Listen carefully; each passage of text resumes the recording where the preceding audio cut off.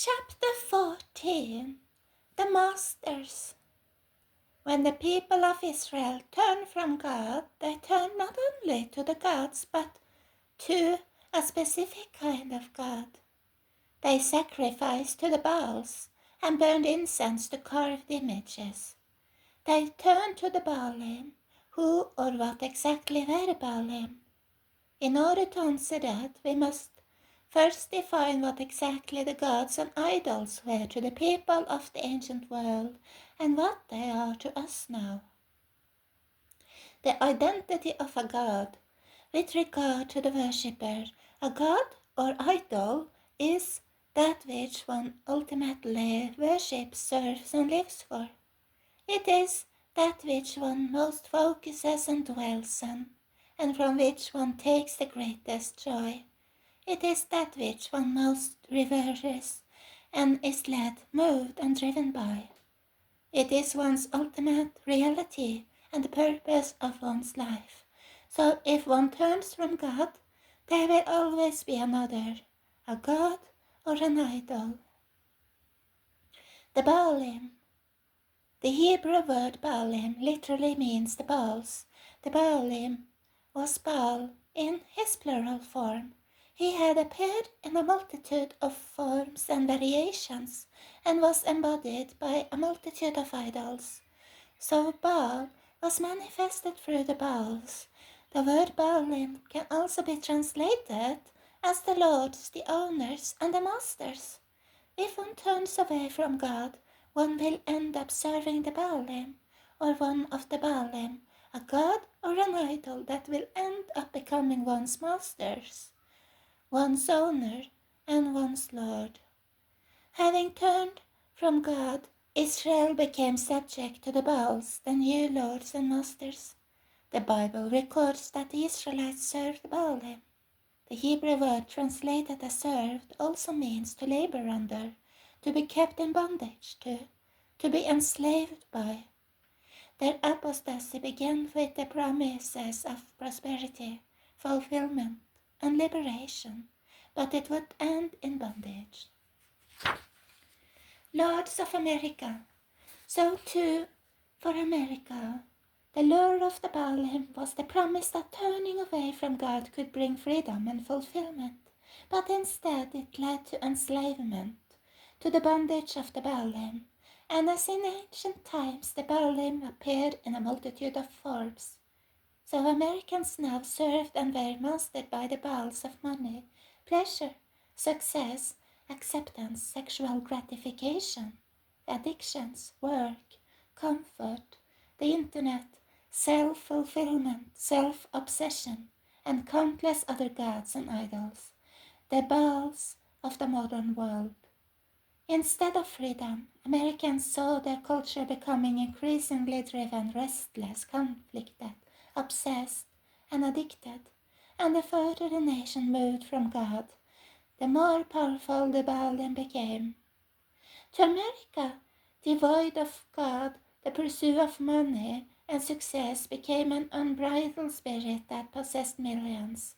With Americans devoid of God, the pursuit of pleasure led to a multitude of addictions and self-destruction. The altars of Baal. The Israelites offered up sacrifices to the Baalim. So did the Americans. For the Baalim of money and success, they sacrificed much of their lives. For the Baalim of pleasure, they sacrificed their well-being, their health, their marriages, their families, and their children. The new modern Baalim were more than ruthless masters. They were deadly. Of Israel's fall to idols, the prophet Isaiah wrote, "The land is also full of idols. They worship the work of their own hands."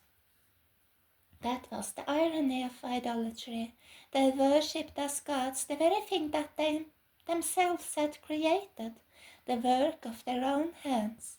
They had created their own Baals. The Mars Hill Mystery. When the Apostle Paul came to Athens, a city filled with gods, altars, and idols, his spirit was, as recorded in the book of Acts, provoked within him when he saw that the city was given over to idols. When he later stood on Mars Hill before the city's leaders, he addressed the worship of idols. Therefore, since we are the offspring of God, we ought not to think that the divine nature is like gold or silver or stone, something shaped by art and man's devising. He was using the same argument presented by the prophets. They were worshipping that which they themselves had devised, what their own hands had made. In speaking of the creation of idols, the apostle used the Greek word techne. From that same word linked to the idols of man, we get the modern word technology. In other words, technology comes from a word used in scripture in connection with idols. The high-tech idol. America was largely responsible for ushering in the age of high technology and for creating the modern computer. The computer represented the most sophisticated and advanced work of man's hands, the most advanced form of man's technique. And in the age of apostasy, it has become among the most powerful of man's idols and the most complex of the Baalim. Under the spirit of Baal, the Israelites worshipped and served the works of their hands. Under the spirit of Baal, America did likewise. The ancient idols were deaf, blind, and mute, unable to move or act. But the high-tech idols of the modern world were more powerful. They could see, hear, and speak, and do almost anything. And each generation became more attached to them, more plugged in, and more addicted to them than the generation before, and each found it harder to break free of their spell. The breach of reality. In the pagan world, it was not only the god who was worshipped, but the idol. The image of the god, the idol, and the god were one. Image became reality. Reality became image. So in the paganization of America and modern culture, the line between image and reality was likewise breached. Image became reality, and reality became image.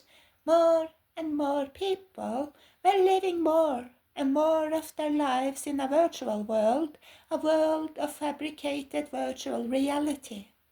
The virtual became increasingly real, and the real became increasingly virtual. Just as truth became increasingly virtual, American and modern culture was now saturated with a flood of images and sounds that signified nothing. A hymn to the idol. They will become like them. The book of Psalms reveals a profound truth concerning the dynamic between the worshipper and the idol. Their idols have mouths, but they do not speak. Eyes they have, but they do not see. Those who make them are like them. In other words, the one who makes, serves, and worships an idol will end up being transformed into its image. So the new technological idols, the digital Baals, would begin altering the nature of man. Computers began taking on human functions, abilities, and similitudes. Artificial intelligence was increasingly reviling human intelligence and taking over its functions. At the same time, man increasingly joined to his computer, began taking on the qualities of his digital master. The more one was joined to a computer, the more one began functioning as its appendage. So computers became more human, and those joined to them became less and less so, as the ancient warning of Scripture had foretold. Those who made them had now become like them. The machine man. The line between man and machine was blurring. There was more and more talk and experimentation involving merging man and technology, whether through digital implants or other technological enhancements of human abilities. The line became even more blurred as people began having sexual and romantic relationships with robots. But even this was part of the ancient mystery of paganism and the gods. In paganism, man creates gods and worships the works of his hands. The creator worships his creation. The line between creator and creation is blurred and breached.